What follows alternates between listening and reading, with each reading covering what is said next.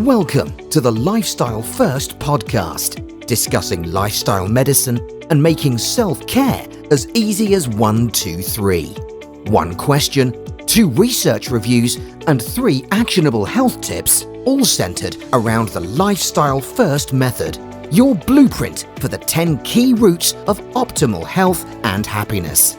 And now your host, lifestyle medicine physician and coach, Dr. Alka Patel.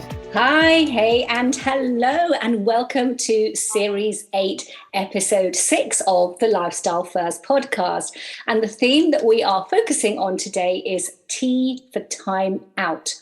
And the one question that we're exploring is, how can you be more mindful at work? So, to help me answer that question, I have with me Pandit Dasa, a former monk and the author of the books Urban Monk and Closing the Apps. Pandit Dasa, welcome. It's so lovely to be chatting with you today.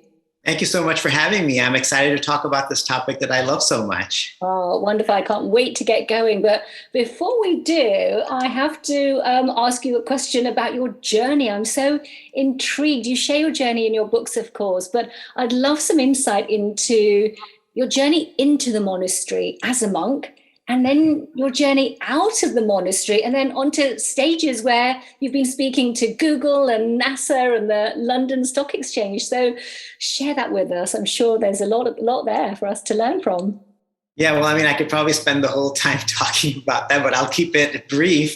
So I grew up in Southern California. My parents migrated from India to the US in 1980. They came to this country with next to nothing. So it was very simple and humble beginnings.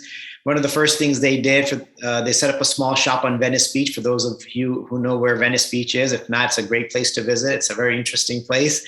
But they were working 7 days a week. I was 7 years old, exploring America, exploring Venice Beach, running around, just exploring everything, pizza, skateboarding, all the hip hop and funk music that was going on. And so within a matter of about 8 years, my parents established a multi-million-dollar jewelry business. Life was great. We began living the American dream much faster than we expected. But then life has its ups and downs. And so in the early 1990s, my parents' jewelry business actually caught on fire, and we ended up losing everything, went almost completely broke, actually. And that was a hard fall for us. And then my dad decided to explore new business opportunities in post-communist Bulgaria in the early 1990s. Yeah, the story gets wilder and crazier. That's why we don't have time to get it's in my book, all the details, the Urban Monk book. But we spent a couple years there. No one spoke English. There was no internet, nothing on TV that I could understand. My entire life came to a screeching halt. That's all I can say. It just literally came to a halt. Imagine if your car breaks down in the middle of the desert. That was kind of going from LA to that, where you can't even talk with anyone because no one speaks English. But that was one of the hardest times of my life, I would say. Top 3 hardest times of my life. And that's where I dove into mindfulness and meditation, because I needed something to keep me sane and centered and grounded. There was too much turbulence, too much uncertainty. So that was when my mindfulness practice began in the early 1990s in post-communist Bulgaria, strangely enough. So after 2 years there, we came back to the US. And then in 1999, I went to check out a monastery in Mumbai, India, just to explore myself a little bit deeper, how I wanted to live in this life, how I wanted to contribute, what impact I wanted to make on the people around me. So I went to this monastery in Mumbai, thought I'd spend just a month there, clear my head, see how monks live. We were waking up at 4 a.m. Everybody slept on a hardwood floor, and no bunk beds, no mattresses, hardwood floor. And so it was a tough life, but somehow just the camaraderie, the service, I fell in love with it. Ended up spending 6 months in India in different monasteries, came back to the US and moved into a monastery in New York City. Not a very quiet or serene place, just the opposite. And the place where I lived, the establishment right next to us, the buildings were attached, like they were touching, was a tattoo shop. Right. And then there was 3 bars, restaurants, nightclub across the street, very popular, special kind of nightclub. Won't go into the details. It was across the street from the funeral home right next to the nightclub, because maybe, I don't know, somehow there's a connection. And so that's the kind of environment I was living in. Spent 15 years of my life living as a monk. in New York. And then I did a lot of speaking and teaching on college campuses in New York City at that time, teaching students how to be mindful while in a very busy school life environment. And then I left the monastery 7 years ago to take my knowledge and everything I'd learned to corporate America. And I've been speaking in companies around the country and some around the world as well on mindfulness in the workplace, mindfulness and resilience, mindful leadership. So that's my wild and woolly story in, I guess, about 3 minutes.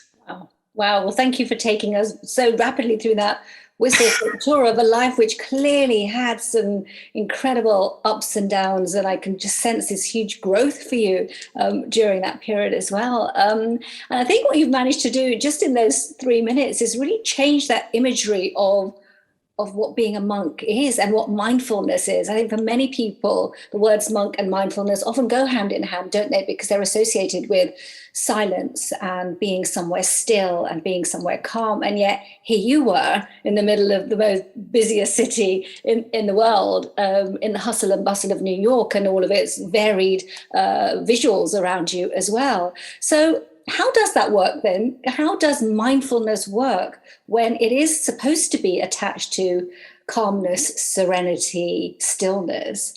How does that work when life is so busy? Well, the calmness, the serenity, and stillness are the things that we need to achieve inside. And that's what mindfulness does. So it's not dependent on our external environment. We're not just going to be mindful when it's calm and serene outside of us. Mindfulness is meant to bring that to our inner self, right? And because our outer self is not something we can control. If there's an earthquake, you can't control that. No matter what happens to our economy or natural disasters, we can't control that. You lose your job, you can't control that. Something happens in your relationship, well, there's probably some things you could control there. But still, how we let the situation impact us is dependent on us. So mindfulness is helping us develop our internal sort of ecological system, right? Helping us balance that out to deal with the turbulences and tremors and earthquakes and hurricanes of life. And those could come from the workplace is a place that provides a lot of turbulence and uncertainty and change. Corporations and companies are always changing. New management style, the mergers taking place. It's just unpredictable. You don't know what's going to happen, and especially during COVID, so much change. Companies changed dramatically because things weren't available. They couldn't provide as much. Prices were going up, then were going back down. It was just chaos. People weren't sure if they were going to lose their jobs, what was going to happen. So a lot of people did lose their jobs. So ultimately, there's so many things in life that we can't control. And the sooner we realize that, the sooner we can be more peaceful to understand that actually there's a lot in life we can't control. And part of mindfulness is to help us realize that, but to also understand that what goes on inside of me, I have a lot of control over. But I do need to take time out to manage what's going on inside of me so that I can control it. Because if we don't manage it, it's going to go completely out of control. Like our mind is going to drive us completely crazy. According to psychology today, an average person can have between 25,000 and 50,000 thoughts every single day. That's 1,000 to 2,000 thoughts an hour. Like just try to wrap your head around that much going through your mind. It's like, it's a constant traffic jam. And if we don't clear that out, the traffic could be busy out. Let's say there's no traffic on the streets, but you could still have a traffic jam up here. Yeah. That's a great analogy actually to think about. So bringing that into the workplace then, because workplaces are incredibly busy, aren't they? And you're absolutely right. We tend to absorb the chaos of the outside and bring that inside as well, don't we? And I think there's something in what you're talking about in that it not allowing that environment to do that to us. But there's a skill there, isn't there? There is really a skill to know when to be able to switch on or switch off that internal dialogue or not. So how do you do that? I know in one of your books you talk about our mind being able to store more apps than any other smart device, and us having all of this information turned on at every moment, even when we don't need it. So how do we control that in our working day when that external environment is so busy and constantly sending us signals? Yeah, then I'm going to kind of build off of what you said, that how I talk about how our mind works a lot like one of these, right? And when you have too many, just think about it for a moment. When you have too many apps open on one of these, it slows down. It drains a battery. Now, how many apps do you think are open in your mind right now? If you really stop to think, it's almost no end. It's almost like looking at the sky in a clear night. You see some stars, keep looking, you see more. You keep staring at the sky, and then eventually you can see it's blanketed with stars. So the mind also, you're like, oh, I'm just thinking about my weekend. Okay, then if you go a little deeper, oh, I'm thinking about my weekend and my laundry and my kids and my dog. And okay, a little deeper, oh my God, I got to pay the bills. I got to do this. I got to do a little deeper, and there's more and more and more. So we have to understand that this is what's happening up here. And we can control the mind like we control a smart device. We have to just learn how to close out the apps, not all of them, the ones we don't need, because there are a lot of apps up here that we don't need. Like even on our phones, I probably have half a dozen apps that I don't need, but I opened them and I forgot to close them out. And that's the same thing that happens up here. But it all starts with us recognizing that I have apps that are open. And that means we have to first stop for a moment and take a couple of minutes and think, okay, what's going on up there? What can I close out that's just draining my battery and is not needed? Because we're constantly worrying about what the future holds, which is normal to do. But if you think about it, so useless, because we have almost zero control over what's going to happen tomorrow or the day after. And our mind is expert at coming up with worst case scenarios about what's going to happen. Our mind is so good at that. It has a PhD in worst case scenario PhD, right? We all as human beings have that. Yeah. And if it's not doing that, it's remembering negative things from the past. Mm-hmm. And constantly replaying. It's like a horror movie that traumatized you and you're just trying to play it all over again, just for no reason. So it's like, that's like our Netflix account. We have control over that thing. We can choose which movie we want to play and which movie we don't want to play. But right now, we've given our remote control to our Netflix account to someone else and saying, hey, you control it. Like, that's a bad idea. Yeah, oh, for sure. It's also reminding me of all the tabs that I certainly have open on my computer. I start with one tab, and by the end of the day, I have so many tabs open, and actually it does create that chaos and that confusion and this sense of, am I here or am I there, or where should I be? And I think that there is that pressure, isn't there, from the external world, because life is so busy that we've got to get to everything, so everything's got to stay open all of the time. And I completely recognize what you're saying about being drawn into things so quickly. That argument you might have with your boss, or that difficult email that you receive at work and you're still thinking about it the very next day. So thinking about that workplace, then when are the sort of times that we should be thinking about mindfulness? Can you give us some examples of how we can enable that to be much more active in our day-to-day at work?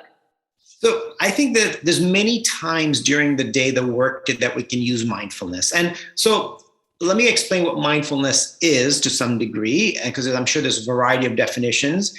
One way to think about it is that keeping our mind in the present moment, right? Becoming aware of our thoughts and emotions and bringing our mind to the present moment. So what does that mean in the workplace? So let's say you have a 9 a.m. Monday morning meeting. And at 8:30, you had an argument with your family member.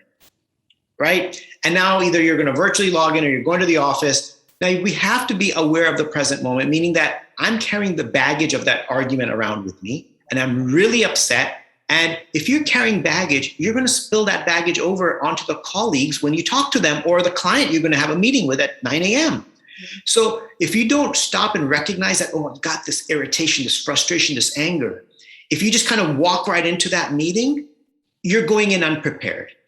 And the mind's probably going to get the best of you. You're definitely not going to be present with those individuals, or you'll end up saying something that you later regret, or you lose the deal, or you might, create a rift in your relationship with that colleague. So if you are aware in the present moment, it's like, I'm really upset. Even if I'm a minute late, I need to take a minute and do some breathing exercises, calm my mind down, relax my mind so I can be more present and I don't mess this up. So if we're aware, then right before that meeting, we can do it. And now let's say you had a difficult meeting. Now, after that, before you go to whatever you're going to do next, now take a minute or two for yourself. It's not an hour. It's not 20 minutes. Take a minute or two. Close the door. Just take 10 deep breaths. Just really deep breath, right? Fill up your lungs completely. Exhale thoroughly and completely. Then take a moment to think of something you're grateful for. And then go to the next thing. Why not give a little break? Like, when you go on a long road trip, right? There's these rest areas where you can stop, you can use the bathroom, you can fill up gas in the car. Okay, give yourself a rest break. It's a journey. The day is a journey. It's not a marathon. You need rest areas to fill up your tank. So give your mind that rest break, because like a smart device, it can only handle so much. And if you're piling stuff into it, it's just a matter of time before it crashes and you lose control of the day.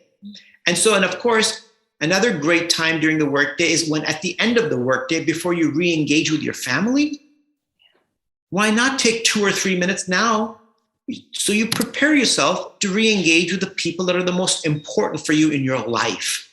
Can't we take 3 minutes to prepare to be with them, right? So these are some ways during the workday that we can apply mindfulness. And I also like to think that we can apply mindfulness in the workplace by just taking a few minutes to think about the contributions of some of our colleagues. Thinking not just about, oh, look how much I'm doing. I've been here so long. Without me, how would the company survive? I've done so much. We've got a whole checklist. Well, why not create a checklist for some of our colleagues?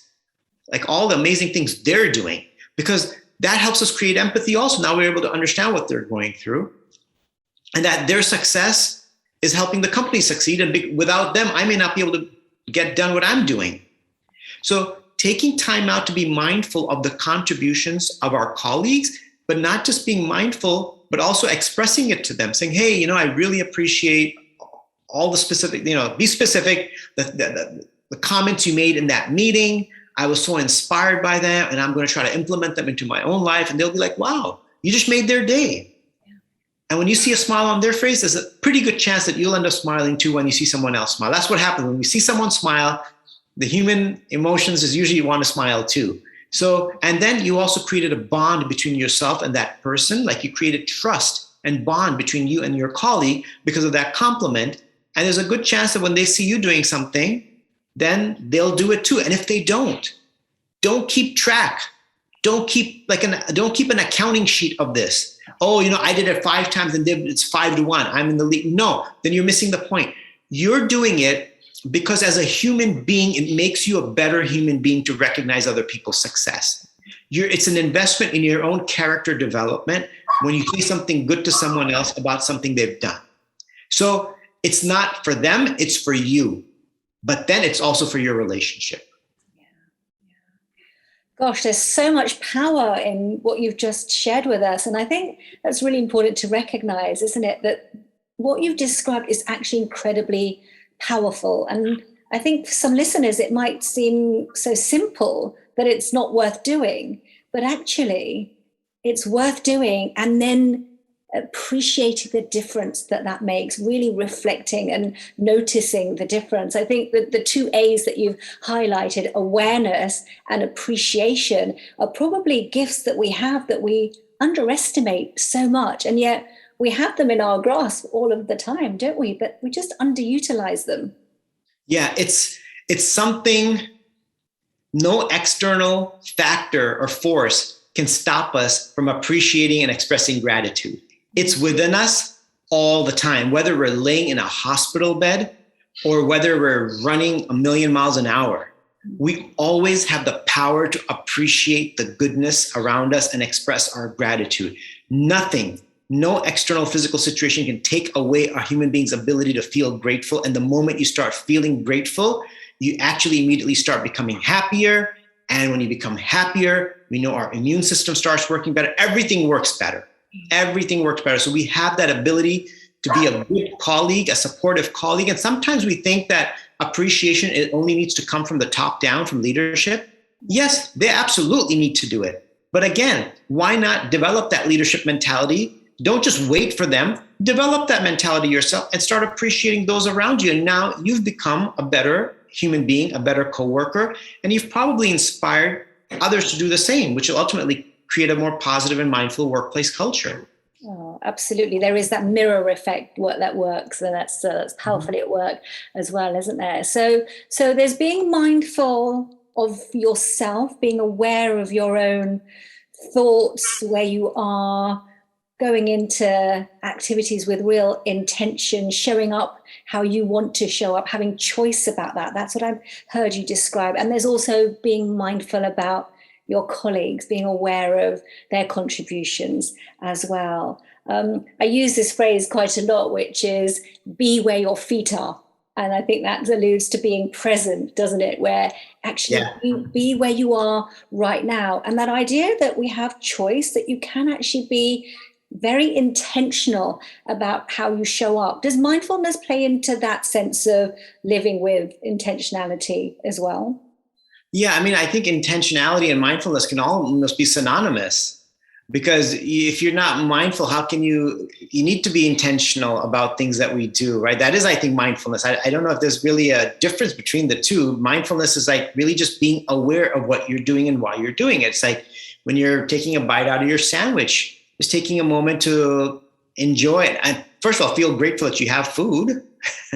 And secondly, that, wow, the taste of it, that someone made this, somehow it was made. Maybe you put it together, but the ingredients were gotten from somewhere else. So I think intention is crucial.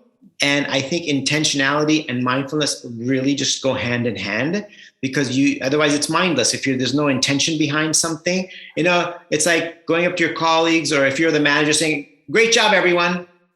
That's nice, but like, you just lumped me in with everyone. So like, great job. That means you didn't want to take the time out to think about what the great job was. There was, not enough time in your schedule to really say like, hey, thank you for doing that. And thank you for staying overtime. And thank you for that report, or thank you for dealing with those clients. It's like, okay, wow, that was right. It can't be done all the time, but at least that intention can be communicated through appreciation. So I do think mindfulness and intentionality are very synonymous. Yeah, no, thank you for clarifying that. And you can create mindful habits at work as well, can't you? Just building on what you've been saying about the appreciation, you could carve a habit where the last thing you do before you go home in the evening from work is to make sure you've thanked somebody. And that you've done that once, you do that once, you do it again, you do it again. It becomes something that you're not even thinking about. It's habitual. You're actively seeking somebody out to thank because you want to. It's become a habit that you've carved out, being more mindful of others at work, right? Yeah, mindfulness can definitely be developed into a habit. Yeah. And since we're talking about appreciation, I'll throw out one other thing. Let's, if we can, make a habit of appreciating somebody we don't see eye to eye with. That is then you're really achieving mindfulness, when there's someone you don't see eye to eye with, someone you've argued with, but now saying that, okay, I had an argument with them, they had a different perspective, I totally didn't agree with it, but let me take a moment to think of their good qualities and their good contributions, because now you've taken them out of that negative space that you're holding them in within your mind, and you've put them into a positive, because we're holding too many people in that negative space in our mind, and it's burdening us. No one else, it's burdening us. But let's be honest, that is hard. Well, that's what mindfulness is. I mean, we never said it's not just like a picture of some dude sitting in a yoga posture in front of the ocean all the time. The mindfulness is you're in a meeting and someone says something and they explode, and now you're about to explode. Like, that's when it's supposed to come in handy, right? That's when you need it. It's easy to sit and meditate when you're hearing this breeze feeling the breeze of the ocean, hearing the waves crash against the sand. That's nice. Great. We should do it when we can. But when you're in the middle of the heat of the moment and something crazy happens, that's when your true self is going to show up. And so what is that true self going to look like? Are we happy with the true self that's going to show up, or does it need improvement? I can say it definitely needs improvement for me, and I want to improve on it every single time. So I think that's when it really is. That is the hardest part, appreciating others. But in the workplace, if we want to have positive relationships, we have to be able to appreciate people we don't get along with in some capacity or another, because otherwise it's completely stifles collaboration and communication and cooperation. And when that stifles, the team hurts, the organization hurts, and the whole environment can feel it, that there's a conflict between these two people. Everybody knows it. Mm-hmm. Yeah. So appreciate that mindfulness may be difficult, but also accept that you want to do what it takes in order to work more productively, have a better relationship, be collaborative, be at your best. Yeah, all good things in life worth achieving are a little difficult. And now, here is your lifestyle first prescription. Your 3 activating actions to take you from knowing to doing. Shall we try and wrap this up? Can you leave us, Pandit Dasa, with 3 actions for our listeners to take today so that they can be more mindful at work? Sure. One thing is, when you first wake up, don't grab for this. When you're awake, just take 10 deep breaths. Mm-hmm. Right? When your eyes open, take 10 deep breaths. You're still in bed, and think of one thing you're grateful for. Right? And then at work, try to appreciate a colleague and their contributions. And remember, go back and forth between somebody you do get along with and someone maybe you don't. And the third thing is, when you sit down for dinner in the evening with family or friends, maybe start your dinner with a little practice of going around the table with everybody saying something that they're grateful for, and get that started off in that way. So that could just set the tone in such a wonderful way, because now you're really present. Now everybody's thinking, everybody's come into the present from their mind being all over the place. Now they're thinking, what are they grateful for? And when you express that, now everybody's actually into the present moment. And now you can have a proper meal, hopefully without these. Wonderful. 3 actions that we can all start from tomorrow. There's no reason we can't all do that straight away. Thank you. Really do appreciate your insights, and thank you for sharing your wonderful and intriguing journey as well. I'm sure people are going to want to find out more about you, find out about your books, find out more about what you do. So what's the best way to get hold of you and find out more? So you can find me. I'm very, very active on LinkedIn and Instagram. Okay. I post on there almost every single day something, a positive message, a quote, short video, something that you can use for the day. And my handles for both are just Pandit Dasa. And that's also my website, panditdasa.com. And these are my books right here. This is my monk book. That's me standing on the rooftop of our building in New York City. You can see there's the Empire State Building is right there. And so this one's about my journey. And then my other book that I wrote last year is called Closing the Apps, How to Be Mindful at Work and at Home, filled with a lot of just tips, practical tips on daily how you can be mindful and practice mindfulness. So yeah, you can definitely find me online very easily. Oh, wonderful. I shall put all of those links onto the description of today's conversation as well, so people will absolutely be able to find you very easily. Thank you so much, Pandit Dasa. It's been a very inspiring conversation. Those 3 actions, I'm certainly going to start those straight away for myself, and I hope listeners listening today will also do that as well. Thank you so much. Thank you so much. It was a pleasure speaking with you. Wonderful. Which simply leaves me now to wish everybody a happy, healthy day. Thanks for joining us on the Lifestyle First podcast, making self-care as easy as 1, 2, 3. Don't forget to subscribe and share, and we'd love it if you'd be kind enough to leave a review. To learn more or to arrange a consultation, please visit www.dralkapatel.com. See you next time.